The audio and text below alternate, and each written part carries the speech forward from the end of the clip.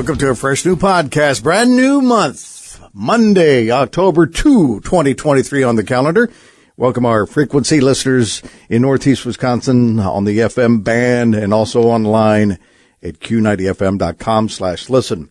And we got a lot of information to share with you. So it's probably going to be one of those podcasts or video podcasts you're going to have to watch over and over again, but just buckle up and get ready for this. I'd like to start with scripture for our podcast today. Proverbs 3:21, my child, don't lose sight of common sense and discernment. Hang on to them. Heavenly Father, we thank you for another day, another breath, another heartbeat. Those are miracles. We thank you for life. Thank you for waking us up today. Thank you for those divine appointments, the opportunity to share the faith today because the door is closing. We're in the last hours. And I ask you to be a part of this broadcast. Holy Spirit, you're welcome in this place. And our guest today, Sean Patrick Tario, praying for his ministry, his safety, his protection, and his provision. And open hearts and minds to what has to be discussed today. And we pray that in Jesus' name. Well, he's been on the podcast before. We met through some friends on social media. Aaron Wagner, who does American Cloud, who hosts our websites, all of our websites, protecting our websites because we're getting hit so much through our other hosts. So we moved over to American Cloud. Aaron Wagner, one of the team members there, told me about Sean Patrick Tario. And we've been in touch over the months. We had him on this Stand Up for the Truth podcast a while back and been purchasing some of his products. Fascinated by his ghost phones and the Faraday bags. We'll talk about that. Sean Patrick Tario, how are you this morning, sir?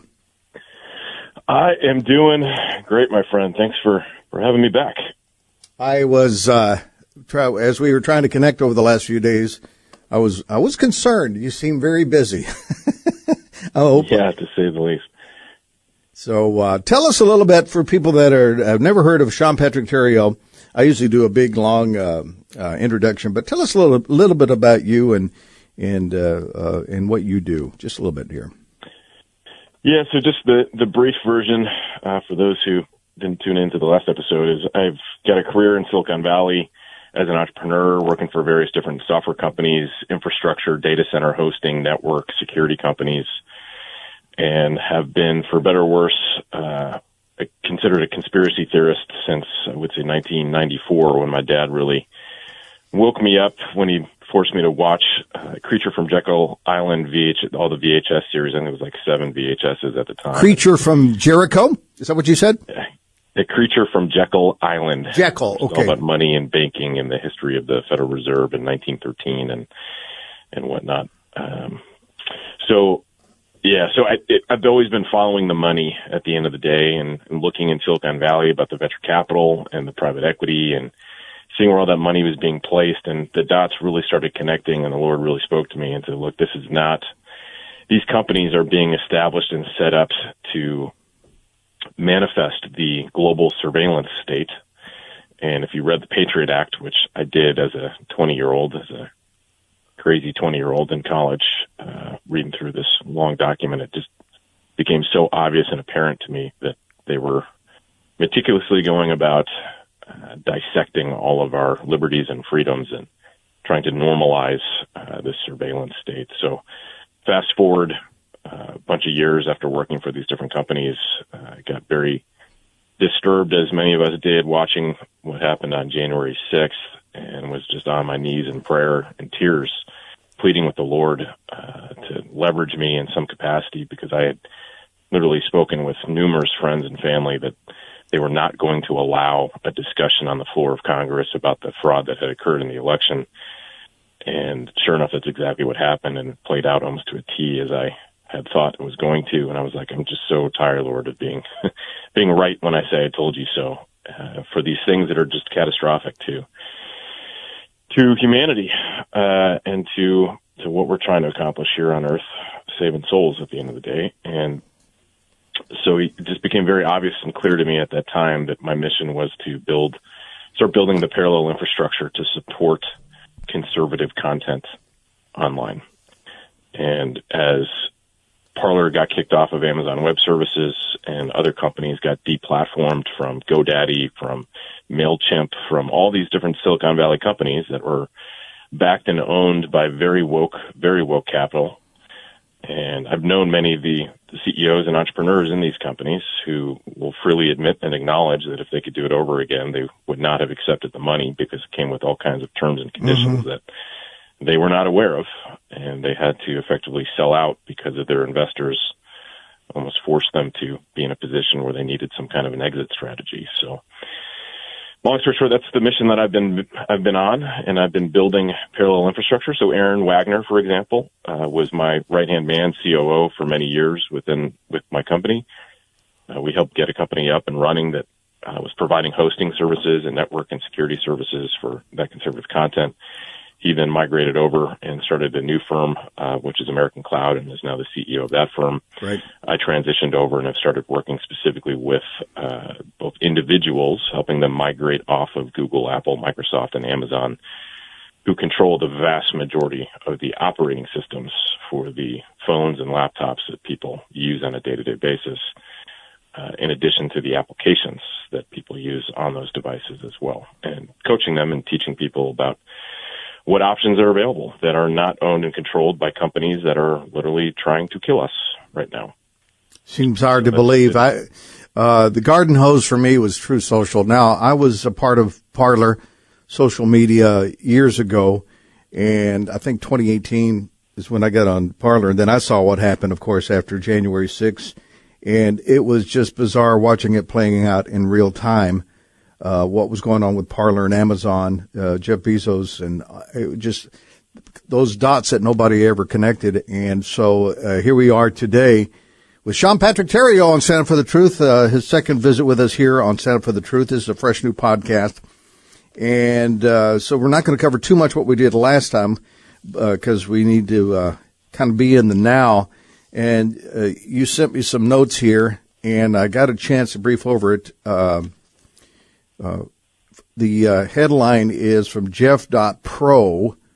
On September 30th, 2023, Microsoft will enable mass surveillance and AI training with user data. 130 products covered in massive policy shift, including Windows. You want to unpack that for us?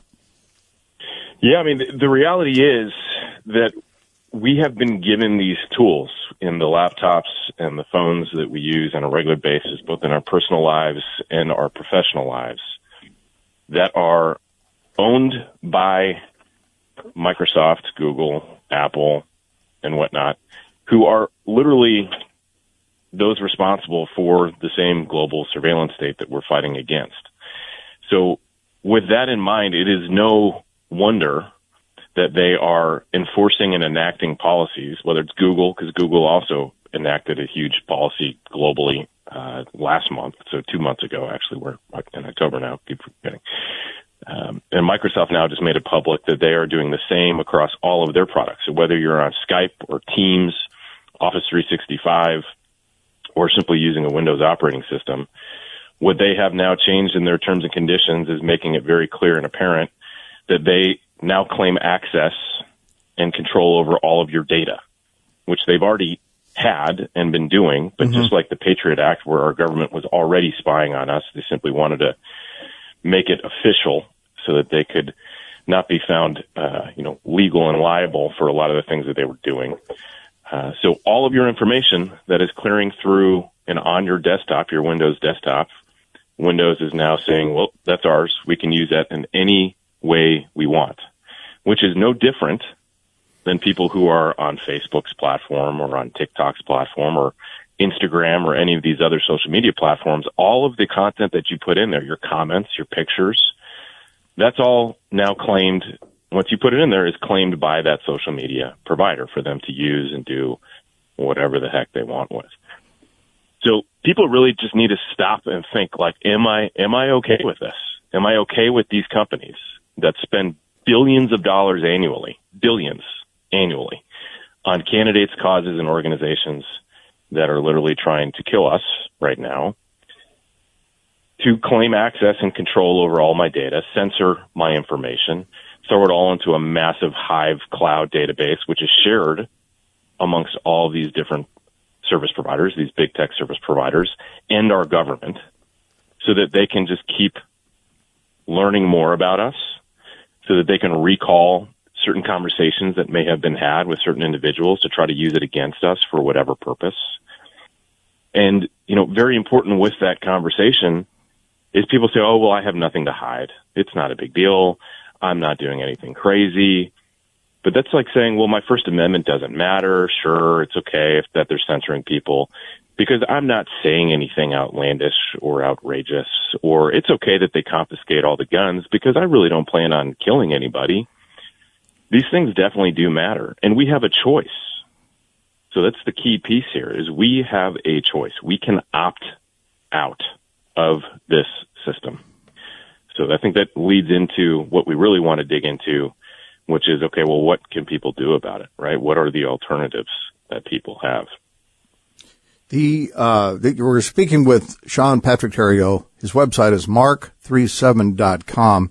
And for some of our longtime listeners who are trying to make sense of all of this, as you know, there is going to be a one world system coming.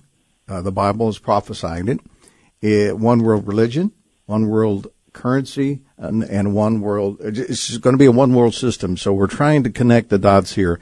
And as Sean Patrick mentioned, the reason that we're involved here is because there's everyone saying, all I want to do is use my phone for this or my iPad for this. I don't want all of that. I don't know what the big deal is. And that article that you sent me is talking about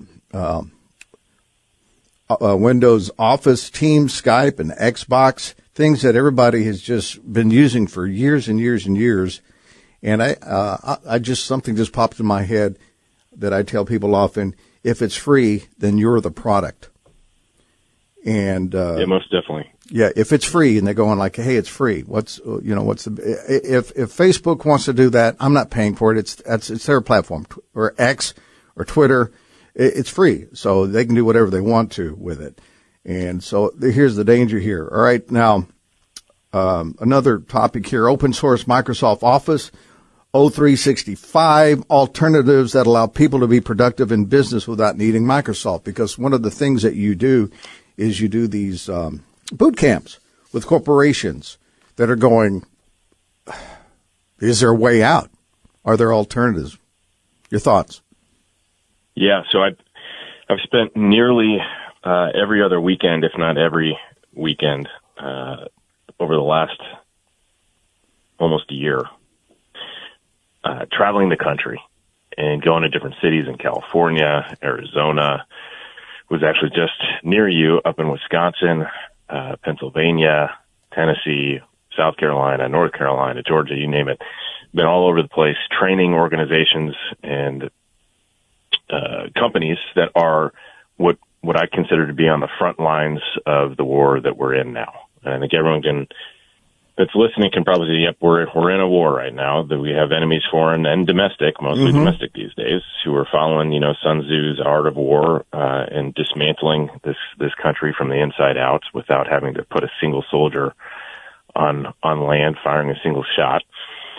And so training people, and which is exactly what I asked God. I said, Lord, please put me in service. And he's throwing me on the front lines, training people on the tools that they're using, which are really, if we were going into battle and I gave you a gun and I said, just so you know, there's a GPS tracking device on this, a mic and a camera, and all this information is being fed to the enemy. And by the way, I'm not going to train you on how to use this thing. You kind of have to figure it out as you're going.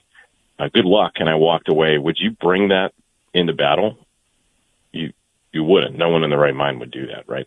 And yet that's 100% exactly what has been happening. And people don't realize that there's, a weapons depot that's right next door that they could go to that has tools that they can use to be successful in their personal life and in business that are available. You just don't know it's there because no one's ever told you, because we don't have the $1 billion marketing budgets every year to push this out into the marketplace through the various mediums and mechanisms that are literally owned and controlled by the enemy who don't want you to know that they exist. And you can scratch your head and say, oh, that's crazy. But The reality is this stuff has existed for a long time. I've been using, for example, something called LibreOffice, Libre Office, which is an open source Microsoft Office alternative that allows me to work with documents and spreadsheets and PowerPoint presentations, cross-compatible, so I can save it as Excel files or save as .doc files. I can save it as all these things. And I run 3 businesses using all open source tools and software. All this stuff exists. It's available. People don't know it exists, though. And a big reason for this that I think people need to wrap their head around, and a lot of the training that I'm doing, I try to, I've been a translator my whole life, working between engineering groups and CFOs and CEOs, and analogies are always key. And so the analogy here is, look, if you're going to be using these tools, you have to understand that communications is absolutely paramount in battle and in war. And throughout history, when our government or other governments have gained access, like have hacked and broken the encryption on another country's military communications, they don't throw their hands up and say, aha, we've done it. We've broken the encryption. They keep silent about it so that they can keep listening to all of the communications amongst their enemy so that they know exactly where they're going to be, what they're going to do, what their plans are, and so that they can move ahead and act accordingly. And that is 100% exactly what the agencies that are global, these spy agencies that we talk about, we think that they're nation-state actors. They are all operating together for the same globalist actors that we've been talking about and have been for decades. They share all of this information. So if they know they have backdoor access into your iPhone, into your Microsoft Windows machine, your Mac OS, your Kindle, if they have backdoor access, the encryption that you might have with your email, with Signal, with Telegram is rendered useless because they see what you see on your end of the device. They hear what you hear on your end of the device. So those of us like me who are out here pushing and trying to explain this basic technology to people who have not been trained on any of this comes as a shock to many. But once you know this, you can't unknow this. And I encourage people to go look this stuff up online, learn it yourself. And people say, oh, well, I can turn off the volume on my iPhone. I can turn off the volume on my Windows. I can turn off the volume on my Google Android device. And the response is super simple and basic, which is you don't own the device, my friend. It is not your device. It is Google's device. It is Apple's device. It is Microsoft's device because they own your operating system. You simply use the device.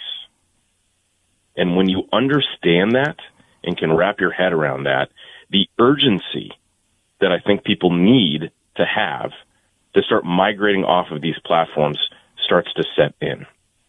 It's no different than those who start to realize that the food that they're buying from most grocery stores is poisoning them, right? Right. You say, oh, well, what can I do about it? Well, you can find some local farmers in your area. You can find some produce, some farmers markets. You can develop relationships with other farmers, and you can grow your own food. But that's not something that just happens overnight. You have to plan for it. So you might buy a raised bed, and you might go a season and try some things out, see what works, what doesn't work.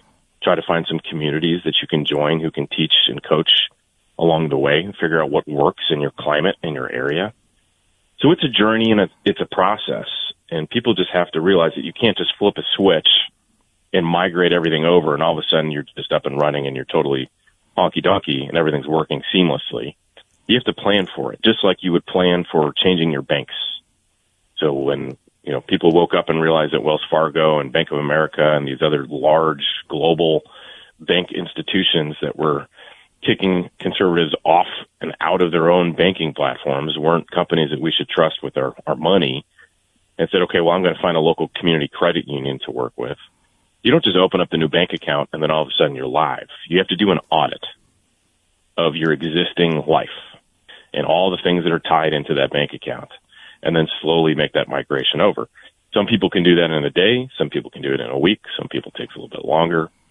So when people start jumping into the world of open source and working with various different operating systems that are open source, whether it's a Linux laptop running any flavor of Linux operating system, or it's mobile phones where we've got a Ghost phone, and there's other phones that are out, other companies that are offering similar services that we've been connecting with across the country and around the world that are offering similar services. There's options out there. You don't just get the device, swap your SIM card over, and then all of a sudden you're up and running. You have to do that audit first. What are the key applications that I need so that I can still be productive online? So I can go down lots of different rabbit holes from here, right. But I'm curious what I've triggered with you so far. We have 9 minutes till we take a hard break for a couple of minutes here. Sean Patrick Tario, Mark37.com is our guest live on a fresh new podcast today. And you keep hearing, or I keep hearing, maybe you can clarify in about 9 minutes or less, the difference between open source and I guess closed source or proprietary sources. Because sometimes open source, I remember in the early days, maybe 13 years ago, people were afraid of open source because it was so easy to hack. And that's what, at least Apple bragged about that. They said, the reason people can't hack an iPhone, this was 13 years ago, is because we use proprietary software. Yeah, that's a good question. We get it often. And the key difference is it's the difference between, and digital engineering is not too dissimilar than physical engineering. And that's a key thing that I think helps a lot of people understand and demystifies what's going on online. When you have a website or you have an application or a company that's doing business online, what they're building is not too dissimilar than an actual physical building. It may be a strip mall. It may be a residential complex. It may be a 50-story high-rise. You kind of have to understand what specifically it is that you're working with. But in terms of open source and closed source, from an open source perspective, what that means is the architect of that building, whatever it might be, that house, whatever it is, has given to the public the full schematics of that building. So you know what the foundation looks like. You know what it was built on, the type of ground it was built on. You know where the electrical is, where the plumbing is. You know where everything is, where the windows are, what type of shingles they put up. So that if a new person comes into the situation, they can see everything that's going on.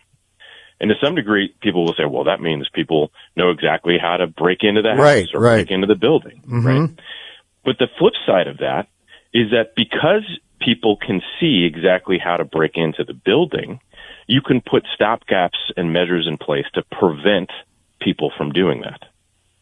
So the same reason why people say that it's not secure is the exact same reason why it gets more and more secure with every new release, because you have a community of developers and users who are looking at the schematics and saying, hey, you put a new window in over here. That means people can get into this place through that window. And so we're going to have to build some security measures to prevent access over here. In a closed source environment, you simply have to trust that when a patch is made, that they've done a good job actually with that patch. But when we realize that Google and Apple and Microsoft and Amazon, and there's many others, but these are the big four, do these patches, they're always leaving open a back door that government has access to and these agencies have access to. That is just simply part of their existence. They have to allow for this backdoor access. They could not grow and get the contracts that they've won with the government and other large corporations if they did not provide that backdoor access. So with every new update that comes out with Windows, you simply have to trust that they've taken care of whatever the issue was. You can't see what they did. You have no idea if they've addressed the issue of the new window, creating a new threat for the application or your data. Does that make sense? Does that help? Yeah, I just want to put that out there because, like I said, it was just a decade ago where everyone, I will say this, my Apple friends I started out when I got on smart devices on an Android phone, and they're going, and I was hearing about other people that were getting hacked, on the Android. So they said, well, that won't happen on the Apple devices. And like you said, what we didn't know, and I hope you caught that, is the government has a backdoor access to that. And maybe some are saying, what's the problem with that? It's a good thing. There's accountability. There's government accountability to all of this. And, that's probably, I don't want to go back too far, but that's what we were thinking when we saw, September 11, 9/11 was when the Patriot Act was introduced. They're going, that makes sense now. We need that. I, got about 4 minutes. I got to take a hard break here. Let's see if we can get this covered before the break. Common issues people are having when trying to migrate off an iCloud or a Google Cloud to open source systems. Yeah, the first key primary issue is that most people have not even been trained on how these things operate in the first place. And that's, these companies have made it so convenient, right, that people haven't even had to learn how these things operate.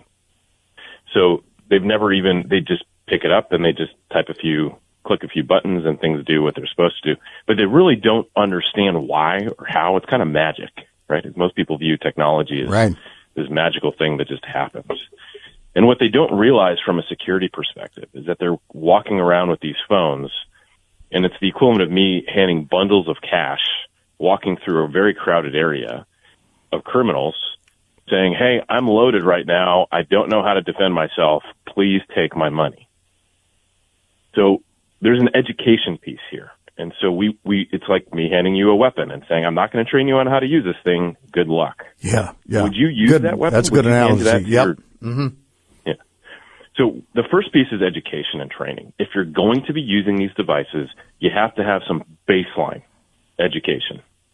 So that's a lot of why I do the training I do, and I have up on our site all the training materials that we have. That's both video and articles that we've written and links that we share. First is training, and I don't know if we have time to dig into more. Or we want to talk into those once we get back from the break. Yeah, we talked about this on the last podcast, and I'm kind of just going to be doing a little bit of small talk here so I can get into my break on time. Sure. But I believe we covered how Apple, of all the companies, the iPhone of all the companies is trying, and I know that I believe that Elon Musk is trying to do this. He's working on this X app, and I'll paraphrase, but what I've heard him say is something like the X app is going to be designed to do everything in your life that you need, everything. And so Apple has made their device pretty simple, like you said. How do I do this? How do I do this? In a few clicks, it's done. And even now on the new iOSs, they're putting in these shortcut apps rather, where you can even just push one button. In the old days, we called them these little macros that would do the work for you. And the more simple you make it, the better for me, better for everybody else. And that's why they start on something and get hooked on a certain device, because everything just updates in the background, and I'm going on with my business. Okay, less than a minute here. We are speaking on Stand Up for the Truth today, pardon me, with Sean Patrick Tario from Mark37.com. And yes, we're going to talk about what's coming up on October 4th, this Wednesday. We're going to be doing it here on our radio stations here at Q90 FM, because we're licensed by the FCC, the EAS tests. So we're going to be talking about that, because there's a lot of buzz about it, and get Sean's feedback on that. Don't forget to subscribe to our YouTube channel on Q90 FM Radio on YouTube for video versions of our podcast. And we're also on Rumble. More Stand Up for the Truth on the way. Feedback, questions, and topic suggestions are always appreciated. Email us at comments@standupforthetruth.com. Fresh Connell, a fresh new podcast today with Sean Patrick Tario, Mark37.com. And before the break, I want to make sure you got, we wanted to make sure that we covered everything you wanted to about these audits that we're talking about when you're switching to new technology or new apps. Yeah, the question that was being addressed when I was talking about just learning and education, right? Before you you start doing some kind of switch or migration, is try to figure out, well, how does this thing even work in the first place? So that's where the education piece is key. And then the next key, we literally have a 100% success rate for those who actually follow this process of doing the audit next. So you have to do a technical audit. And on one of the articles that I've written is 3 steps to digital freedom. First one is the audit a process.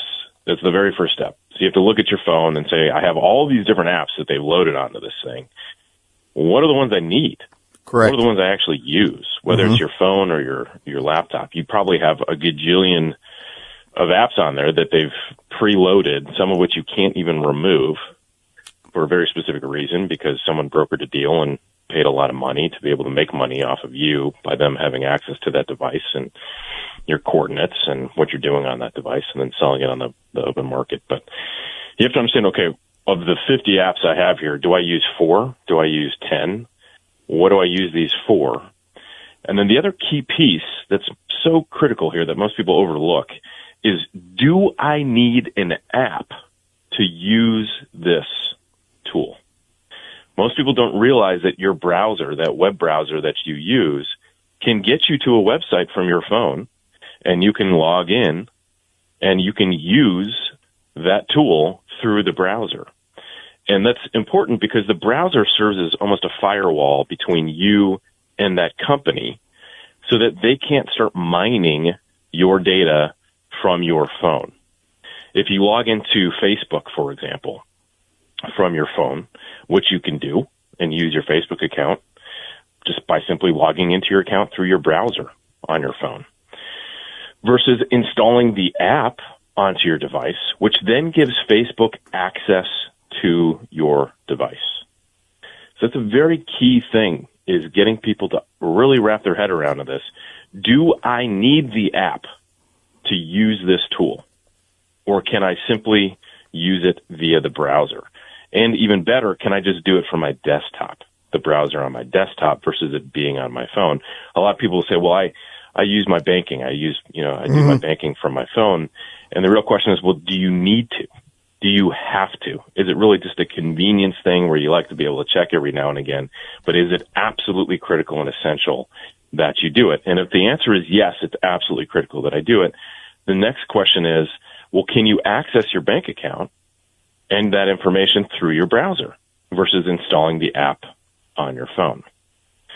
So that's another key piece, is doing the audit and understanding what apps you need to have on your phone versus what apps you can just, or applications you can access through a browser. And if you need help in coaching with that after you've done that audit, to try to figure out what is going to be the corollary, like people will say, well, I use my mapping, I use Waze, I use Apple's mapping application. I use this map. I'm useless without this mapping application to get around. There are 2 really great open source alternatives that we preload on our devices, but anyone can go out and find them online through the different app stores. One is called Magic Earth. Magic Earth. And another one is OSMAND. OSMAND. And what's unique with these mapping applications is they operate on the device. When you put in an address that you want to go to, it doesn't send that address to the cloud that's owned by Google or Apple or whoever, so that they can then say, okay, well, now we know where this person's going. Now we can track where this person's going, and how can we sell to them and monetize them en route, right? We've all seen that. Happening on the device. Yeah, we all seen that. Okay, you're going here. Here's some restaurants, hotels, whatever. We've seen that. Exactly. Yeah, and something will flag, hey, you're about to come up on a Starbucks. Here's a 10% discount coupon you could use if you pull into Starbucks. So none of that happens. It all happens on the device. And have you ever heard of a company called Garmin? Oh, yeah. Garmin, they're the original GPS company. Exactly. This is how Garmin devices have always worked, and to a large extent, this is still how Garmin operates. Everything is done on the device. The map is preloaded on the device. The calculation of the route is done on the device. Everything is done on the device, so that you're not having to take that information and push it out to a cloud that's owned by people trying to kill us and trying to monetize you constantly. It's all done on the device. And that's just a good example of how most of these applications operate and work, and that they're not taking all of your data and trying to monetize it elsewhere. It's done on the device. You have access. You have control. Stand up for the truth. Our guest, Sean Patrick Tario, mark37.com. And I see a lot of talk about it on social media. No one's reached out to us about it, but it's a real thing. We use a radio station licensed by the FCC. We'll be doing this. There was a little concern about, is it going to still happen if there's a government shutdown? But that has been postponed, and that's another topic for another day. But what are your thoughts on the October 4th EAS, Emergency Alert System test? This is going to be on everything electronic, pretty much. Right. Yeah, I've nearly every person I talk to at the events that I've been at. So I spent Friday, Saturday, Sunday at Prepper Camp last weekend up in Saluda, North Carolina, which was amazing. And I spent this very recent Friday, Saturday, Sunday at Celebrate Liberty in Greenville here in South Carolina. Is that Celebrate Liberty 25.com? Is that the one? Correct. All right. Yes. It was the Liberty Dollar Financial Association, which I encourage people to check out, ldfa.nl. Sorry to do that quick plug, but I had to. These guys are great guys. And so nearly every person asked me this same question. Like, what's going to happen on the 4th? Should we put our phones in Faraday bags? Right. Should we cover ourselves with some kind of Faraday shield? Are they going to try to kill everybody? You know, directed energy weapons? Like, what's going to happen? And, you know, I honestly don't know. Obviously, I'm not privy to the inside information as to what the heck is really going to go on here. What I can tell you is all the people that I know who are, geeks who understand the network technology and understand what's being pushed out is that if you want to go outside and ground, you know, get your feet in the earth and step away from devices and spend 4 hours doing that during this time frame, please do it. I'm probably going to do it just because I want to do it, and I'd rather be outside in nature grounding anyway, right? I'm not going to do it because I'm afraid that somehow these devices are going to emit something that is going to be harmful to me. And the reason is this. The tools that are out there that are going to be emitting this frequency and pushing this out to everybody are there right now. The devices that everything is being pushed to are also there right now. So to think that for some reason on the 4th they're going to release some brand new thing that they've had the ability to push out, which they're already doing. They are pushing low frequency energy pulses and weapons to the public all the time. This is no new thing. This has been happening and still continues to happen all the time. And I have articles about 5G and what 5G really is or isn't. So long story short, I'm not concerned about it. I think it's really just a massive fear campaign, and they're just ramping up this type of fear campaign, which if you've read 1984 or read Brave New World or any of these sci-fi books that are really, you know, very much predictions of what's playing out right now, that's part of the agenda, is to constantly keep people in a state of fear, being worried about, oh no, there may be some new thing that comes out, you know, aliens are attacking or whatever it is, you know, Putin's throwing missiles at us or North Korea or whatever. You want to keep people in a constant state of fear. And that fear is far more powerful and effective at causing harm in people than any external energy weapon that someone can throw at you. So it's part of the psychological warfare that we have been in for, I would say, hundreds of years. That's just ramping up to the next level currently. My advice is if you're worried about it, then yeah, turn off your phones, even though you can't turn them off, but put them someplace and get far away. But as far as the FM band, Q90 FM, all of 3 of our frequencies will have to do that test because we're licensed by the FCC. I cannot decline that.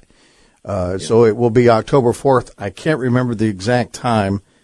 I think it's going to be at 1:20 p.m. Central Time here, if I remember correctly. But I have to monitor it on a radio as management and an operator here at the radio station. I have to monitor it on a FM frequency because I have to file a report with the FCC on the quality of the broadcast, et cetera, et cetera. It's just something I have to do as management of a radio station and what they call an operator of a radio station. But if you're concerned about it, I've had some family members that said, just get away from your phone if you're really concerned about it. So think of this, though. The phone, like being near your phone or not near your phone, is not going to make you any more or less exposed to that signal that's coming out from the radio tower. Right? Right. But, whatever you're concerned about, avoid it. Then, for the stress level, because like you said, I don't know. Yeah. So you did mention, Sean Patrick Tario is our guest here on Stand for the Truth, and you're hearing a fresh new podcast today. And, we will be posting it on our Rumble page as well. It's CTRN online is the, Rumble handle, CTR online. Or CTRN, I don't remember right now. I just drew a blank. You kind of threw it away. Do you want to talk about 5G? Is that? Yeah, definitely. I definitely do. And this is part of the talks that I give when I travel across the country, is helping people understand what 5G is and isn't. Most people, when they see the term 5G, they instantly get fearful and they get tense, and they don't want to have anything to do with 5G without fully understanding what 5G is. So 5G is many different things right now. There is definitely the 5G new technology that is literally like a microwave oven that pushes high band, short distance frequencies and radiation out so that devices can pick up 1 to 10 gig worth of data up and down, which is a lot of data. It's 99.9999999% of the population has no need for that type of bandwidth. So, and it's very expensive to deploy these devices, so they really only exist in major tier 1 markets. So Chicago, New York, Los Angeles, major metros. And you can see them on the streets. They have them where you can walk up to them, which is just mind-blowing to me. And you can, figure out where you're trying to get to next on these things that are just blaring you in the face with radiation and cooking you while you're standing in front of them, and people are just clueless. He's not exaggerating. He's not exaggerating. It literally can cook you. I used to work for the phone company decades ago, and our microwave tower was way up in the sky back in those days. And to broadcast for long distance back in early, remember when they used to charge you for long distance calls? And we would throw things up in the air in the path of the microwave tower just to watch them explode, just for fun. They'd explode. Mm-hmm. Yeah. So this was 1978, 79. It's a real thing. It's microwave. It's like the hell you cook. Microwave. That's exactly right. So definitely horrible stuff. And people literally are getting cooked in their homes that are living in these downtown areas that have some of these devices that are like aimed right at their apartment, and it's coming through their window, and that signal's bouncing around their house and cooking them inside their house alive. So that stuff is gnarly. That is bad stuff. But the marketing departments were approached by management, and they said, hey, we need to be able to say that we have 5G nationwide coverage. Mm-hmm. We want to be the first company to say that we can do this nationwide. What can you do? And they said, well, we're not deploying this gnarly technology all over the place because it's too expensive. It's going to take too long. And there's really not a use case for these things to be up in tier 2, tier 3 markets in rural America. They really only have to serve a purpose in the major metros. So what we do have, though, is this 4G LTE multi-point service. And what that means is your device is capable of receiving data from multiple towers at the same time. So it's still 4G, it's still LTE, and it's just coming from multiple towers. So what most folks don't quite realize is just because a phone says 5G doesn't mean like there's a Pixel 5A 5G or a 4A 5G or a Pixel 6 5G or iPhone whatever 5G, right? That doesn't mean that phone itself is going to be emitting that massive band or that short band high frequency signal that's going to cook you. All it means is that device is capable of receiving that 4G LTE multi-point technology and the stuff that's really gnarly. That's what that means. And the reality is all the phones that have been made since about 2017 have that ability to pick up 5G. So just because a phone says 5G doesn't mean that those that don't say 5G don't receive 5G. So, for example, I have a Pixel 5 that I operate off of, and it's not a Pixel 5 5G, but I still can turn on and off the 5G capability for the device. And if I turn it on and I'm in a certain area that has that 5G technology available, it'll say 5G up in the corner as what I'm receiving to the device.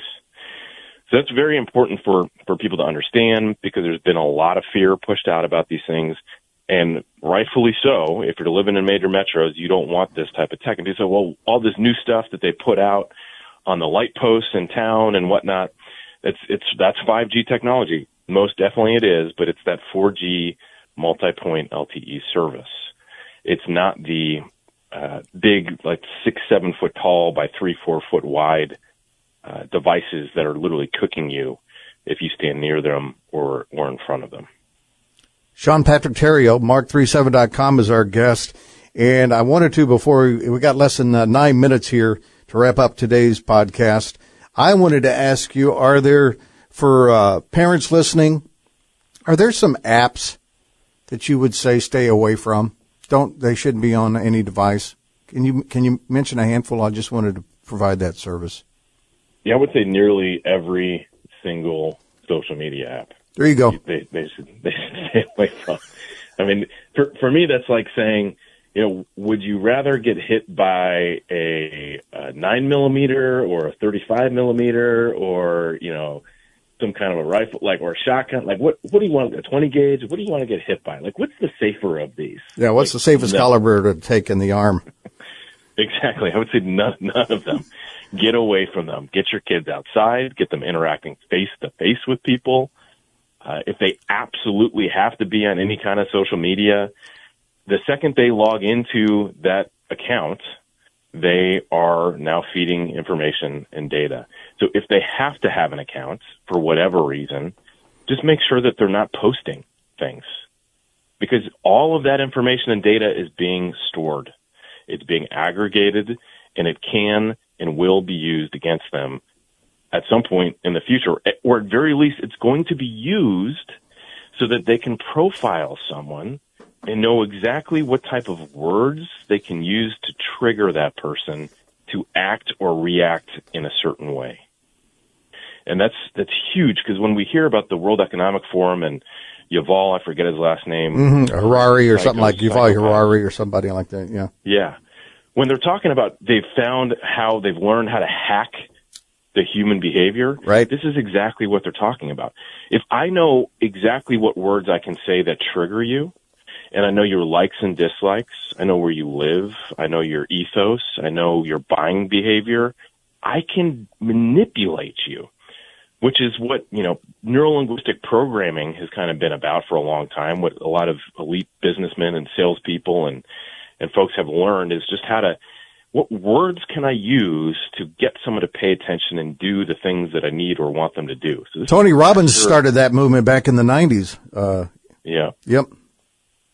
So it's super bright. It's brilliant marketing at the end of the day if you think about it, but it's also super evil. So you don't want to feed data into their system. So whatever you can do, don't feed data into their system. Get people off of these things. We want to spend less time in front of these devices, not more time in front of these devices. That's an interesting answer, because I've researched, and the top 5 phone apps parents should not allow on their children's devices. Number 1 is Snapchat, Instagram, Discord, Yik Yak, which I've never heard of, TikTok, and they're going, okay, those aren't on my phone, but Sean just says, how about just none of those? And, you get the people going, well, that's the only way I can keep in touch with my families. And, of course, I'm trying not to be a jerk here, but how did you keep in touch with your families before we had these devices? I mean, Amen. We always had a way to do that. And, right. I don't know if it's, can we admit that we're addicted to this and we're slave to this? And they preyed on our our need for speed and immediate gratification and convenience and attention and ego and attention. Yeah. Yeah. The fake, the likes. I'm going to get on another topic here. We only got, looks like about 6 minutes here. I wanted to, give you an opportunity because I'm just really, I'm so blessed that you and Aaron Wagner, are doing these, education boot camps for people going, we got to do something. You hosted one in Wilson, Wisconsin, Knoxville, Tennessee. And, what is that all about? How does that work, the boot camps? Yeah, so if you go to truthandlove.substack.com, the very first article up on the top is called Boycott Big Tech Resources and Guidelines. Highly recommend if you're interested in learning and you want to go through some of that training, it's all right there. There's videos of me doing it live, and there's videos of me doing it just me sitting in front of my computer. But what I'm focused and determined to do, which the Lord really just put on my heart to make happen, and I've learned what the fear of God is, because I literally had a vision after I kept saying no, and I was like, God, I really can't do this. I've got a career, I'm making money, I can't step out of all this to go down this path and be an entrepreneur all over again, because there's really hasn't been that much money in this over the last year and a half, 2 years. I've literally invested everything in it, and God has really just sat me down and said, look, do you really want to face me at judgment and tell me that you did not do what I told you to do because you were afraid, when you have me on your team, the Lord of Lords, who moves mountains, who raises the dead, who can accomplish anything that your heart desires if you simply ask? Is that the conversation you want to have with me? And that's where my eyes and my heart just exploded. And I was like, oh, man, that is not the conversation I want to have when I face my maker. I want him to say, nice job. You did exactly what you were told to do, and you did it to your full potential. That's the mission that I'm on. So with that in mind, with these events, people say, oh, well, why don't you just put this training online and just do it all online? The reality is, face-to-face, heart-to-heart, is where lives change. It's where the story of your testimony can be shared, and it's where I've seen the most impact in business and sales, traveling the country for all the other things that I've done. People who go and break bread with people and shake hands and get hugs and work face-to-face in meetings, that's where the magic happens. And for me, who truly feels that I'm here to arm those on the front lines of this war right now, I'm going out to those organizations that are on the front line, who are fighting critical race theory, in their schools, that are fighting mandates, mask mandates, that are working to save kids. Those are the organizations and groups that I want to go and I want to be in front of, and I want to arm them with this knowledge so that they can train others, and so that they can arm themselves with the tools that are not owned and controlled by the enemy, and so that they can just be more successful at what they're doing and have secure comms and be more productive in what they're doing. So that's, if you haven't, or if you're listening right now and you're part of one of these types of organizations, I would love to talk to you and love to talk about me potentially coming. I don't even charge to come out and do these types of events, because I just know this is what I'm called to do. Through the donations that people provide from these events, more often than not, that covers the cost of my airfare or my gas money or hotels or whatever it is. So, that's and you also will go to churches as well, whoever, Amen. Right? Yes. And yeah, I mean, this is a mission. This is my mission. We use this as our ministry and as our mission. So we are unapologetic in the fact that God has called, and Jesus Christ is my Lord and Savior, and has called me to do exactly what I'm doing, and to arm the wheat that is being separated from the chaff right now to accomplish what we're trying to accomplish. All right, we got 1 minute here. The website, it is Truth in Love Substack, SUBSTACK.com. Is there a paywall? Can you go right there and get the information? You can go right there. There's no paywall. It's truthandlove.substack.com. That's eventually going to be migrated over onto mark37.com because of a long story that we don't have time to get into. But mark37.com. That is a website you want to check. Yes, I recommend it all the time. We got a ghost phone here at Q90 FM. Instead of for the truth from there, the Faraday bags, but lots of products. Sean Patrick Tario, thank you so much for your time today. Thank you. Bless you. And again, be subscribing to Q90FM Radio on YouTube and also our Rumble page, CTRN Online, for the video portion of today's podcast. God bless you. Make it a blessed Monday.